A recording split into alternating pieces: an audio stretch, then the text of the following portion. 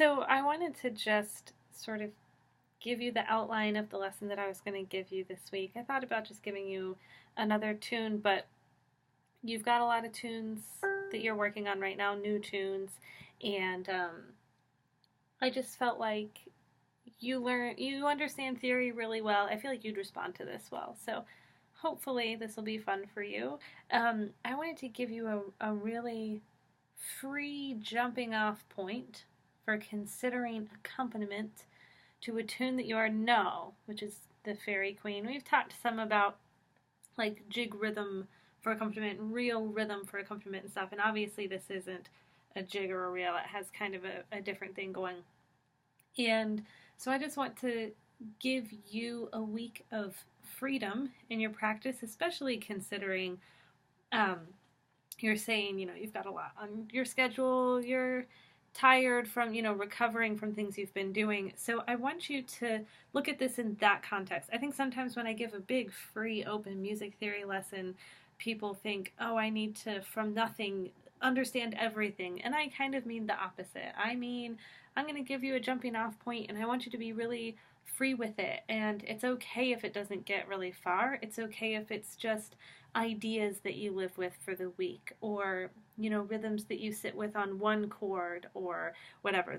I'm going to give you a lot of ideas that are really loose, just sort of an open framework. I'm going to make it stop beeping. Come on, computer, no more beeping. Sorry. So hopefully you'll have fun working with this. I don't have an accompaniment. I don't make an accompaniment to pieces that I accompany. So I want to sort of give you a window into my brain and how I think about accompaniment while I'm doing it. I think that that's more worthwhile as a lesson than me just giving you note for note, play this with this finger and that with that finger, because I think when we do that, it can actually make accompaniment sound extremely stilted and overly loud, like all the notes suddenly are the same volume, and it can make things sort of sound like, instead of, right, you want it to be just a little bit more free-flowing, easygoing, like it doesn't really matter what notes I'm playing. Think about like if you were playing guitar and you were just strumming a single chord and you're going dum da dee da dee da da, versus if you played the guitar and I told you to like go down, up, or something, like it would have that sort of more stilted effect. So I'm worried with everyone, like I don't like to give accompaniment like I always start where we go,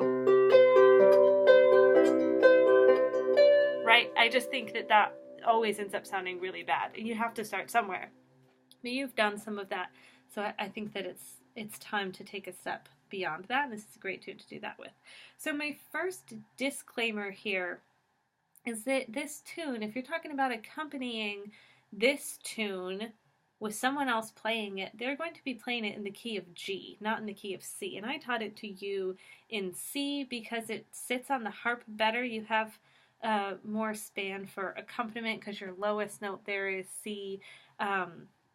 I think that it just is a nicer key on the harp if you play it in G. Why didn't we do it in G? Oh, I think in G it goes so low that it clashes with the two hands. That's why. I knew it would come back to me. But so if you're playing with a fiddle player, they're going to play it in G. So you might want to transpose all of these chords to G. So let me just say first that you might want to just make that your project for the week. You might want to just go through and write down, what are the chords that I play with this tune? Write down each of them. You don't have to have any rhythm associated with it, just like C, G, C, and C, da da da, maybe a little G, C, da da da, E, da da da, F, G, C, right? Just go through and write down those letters. And then I would make them underneath, so I'd write, C, G, C all along, and then underneath I'd go 1, 5, 1, da, 1, da da da, 5, 1, da da da, 3, then it'd be 4, 5, 1, Roman numerals, all the way through the tune. And then I would translate those Roman numerals to G. So if G equals 1, then now D is 5, and B is 3, and all this stuff. So just transpose it very mathematically. And you might want from there to work on the accompaniment. That's not what I'm going to do right here, because you may say, well, I just want to work on accompanying myself. I'm going to record myself playing this melody on the harp. I have recordings of myself playing the melody on the harp. I have that recording that you have of someone playing it in C. And so I'm just going to play it in C.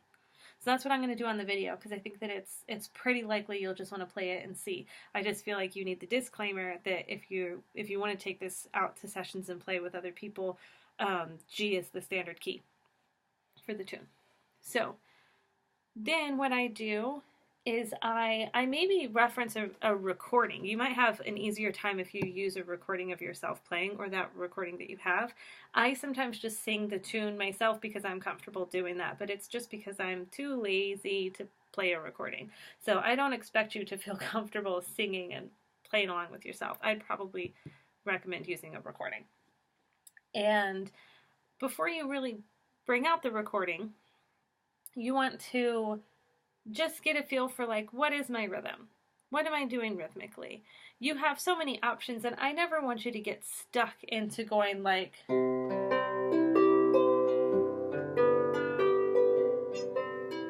right? It's a little pedantic to start at the bottom and work your way up. It's a place to start. There's nothing wrong with starting there. But really what you want to look at is, how many beats do I have, and then what chord am I playing? What fingers do I need to use to get these notes out? So what I tend to do, you've got 1, 2, 3, 4, 5, 6. 1, 2, 3, 4, 5, 6. That's your general underlying rhythm of the tune. When you have moving eighth notes, that's the rhythm that they have and everything. So I tend to put 1, 2, 3 beats over here, not necessarily all 3 notes. This might be a lie. To start with, I like to start the very first note low. I can't guarantee that I play all of those notes in the left hand or all over here. I want you to play around in your head with ideas of like dum da dum da dee, dum da da da da da, like going up, versus dum dee da da dee da, going between the 2 hands. What else? Dum da dee da dum da. Just anything that uses 6 notes, and I wouldn't use the very bottom note twice in there. So the very bottom note is going to be your chord change moment, and then anything else can happen in the rest of your beats there. So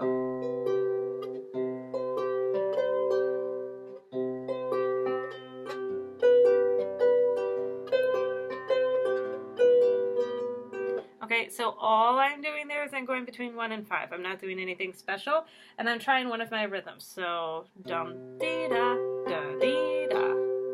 So 1, 2, 3, 4, 5, 6. Left, right, right, left, right, right. That's one possible rhythm.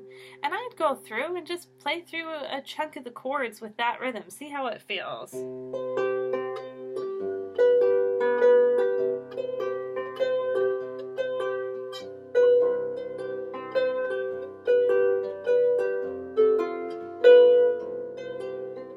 Now notice when the chords move quickly, suddenly it doesn't work anymore, right? And that's really what you're going to learn as you work through it.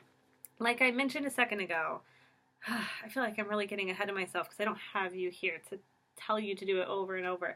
Really all week you might just stick to one chord and try a bunch of rhythms.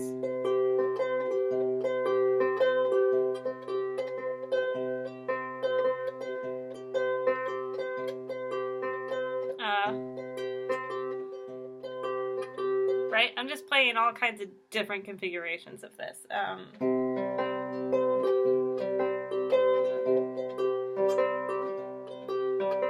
Right? I'm just assigning different, it's totally random. Like bass And then I have the possibility for 3 notes here, 3 notes here. Sometimes I'm just using 2 on each hand. Sometimes I'm using 3 on one, 2 on the other. Anything that works out to 6. You might spend all week playing with those math problems, right? You just have 3 possible notes down here, 3 possible notes up here, 6 slots. The very bottom note has to be the first note of every chord change, and it can't happen again. Those are your only rules. Then you're gonna try all the different chords, and then you're gonna find as you try all the different chords that your rhythm probably isn't good, and then you're gonna want to apply the rhythm of the actual tune. So it's okay if in there is a step where your rhythm just isn't correct. Like maybe it's an F for 1 beat and you're playing it for 2 or something. It's okay. Then, like I said a little while ago, I like to keep up with the tune in my head and sing it in my head, but you might not be able to. So you might want to work through your chords, figure out what they are, figure out what rhythm you're doing, and then turn on your recording and try to play along with it and see where a chord isn't as long as you prepared it to be. So I guess what I'm trying to say is when I'm giving you this 1, 2, 3, 4, 5, 6, that is the average length of a chord in the tune, but obviously, especially at the end of phrases, they tend to have 1, 2, 3, 4, 5, 6, 1 for changes. So F, da, da, da, G, da, C, right? So for those, you have to be ready for that bass note to happen. Again, all that's really happening, if you have your 6 da da da da da da, if you have your 6 spaces, you put your bass note of the new chord on the beat that they occur on, and then you can do any other fingers in that other space. And you can even play a bunch of fingers at once. So you could go...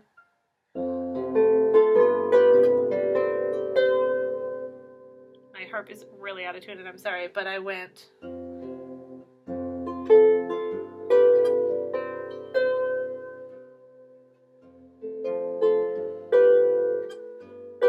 Right? You can do bass treble like a piano. You can do all kinds of stuff to make it fit. But 1, 2, 3, 4, 5, 6. 1, 2, 3, 4, 5. So there's a lot that you can do with the rhythms there. But I want it to be very free. I want you to feel really comfortable with it. So I guess the crux of the lesson, if we were really having this lesson one-on-one, the thing I would make you spend most of the time on, and the thing I'd probably have you spend most of the week on, is actually just making up little rhythms with the bass. So I'm going to go through them a little more slowly because I feel like I'm going really fast. But you've got 6 slots to put notes in. Some can be blank. You can have...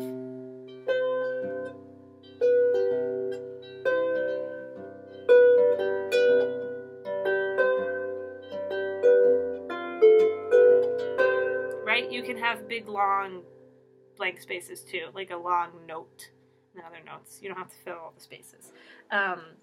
But so, like I said, a really great place to start might be 3 and 3.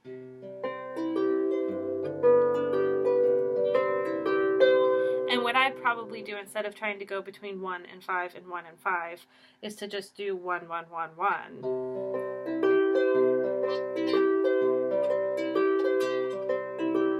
Until you're very comfortable with that rhythm.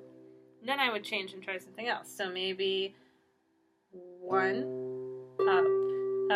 So bass 2, 1, thumb 2, 1. See that? That's easy.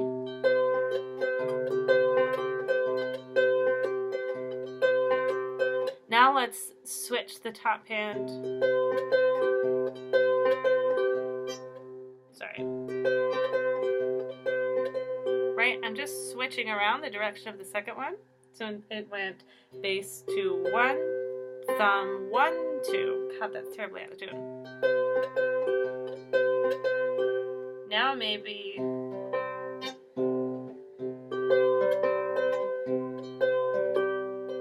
I don't like that as much.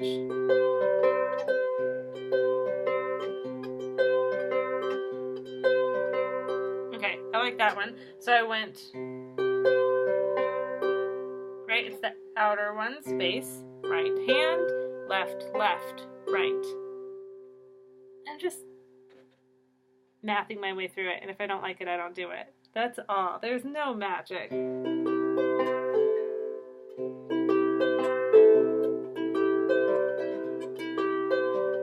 Right?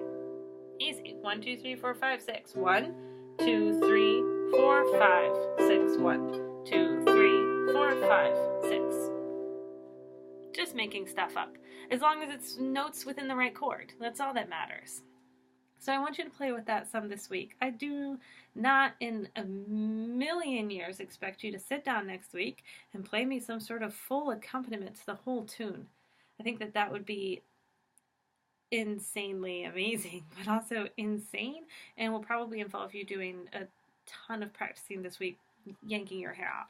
I think really what I expect to see next week is some rhythm that you can do all the way through the A part. Maybe the A and the B part, if you're really ambitious. When I accompany this part,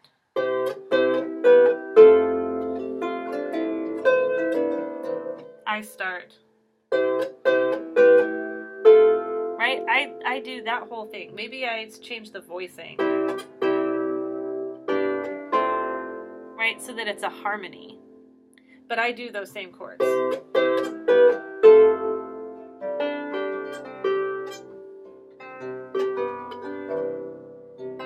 You know, something like that. I go back to doing the rhythm there at the bottom. But the first bit, A, B.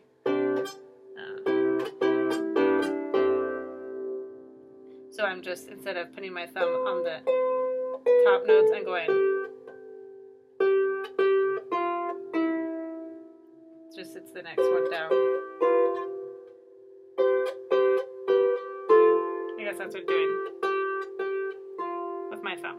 Okay, so very easy, no magic. There's no magic. It's all math. So I want you to spend the week with the math. I want you to spend the week with the theory. I want you to spend your week counting beats and trying different fingers on different beats. A treble note or a tenor note, the bass note has to be at the chord changes. That's the only rule. Put the bass note at the chord changes, and then for the rest of them, just fill in. Do I want a high note? Do I want a low note? Is it a thumb? Is it a second finger? Am I using 3 fingers? Am I using 2? Am I using 3?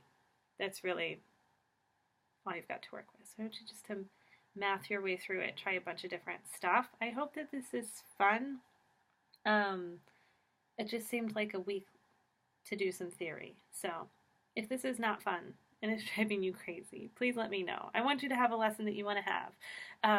But this is what I plan to do this week, and I think that you'll enjoy the freedom. Just don't let it make you crazy. If it's making you crazy, you're probably expecting more out of yourself than I expect out of you. So if it's driving you crazy, just text me, and I will give you direction that brings you back from the brink.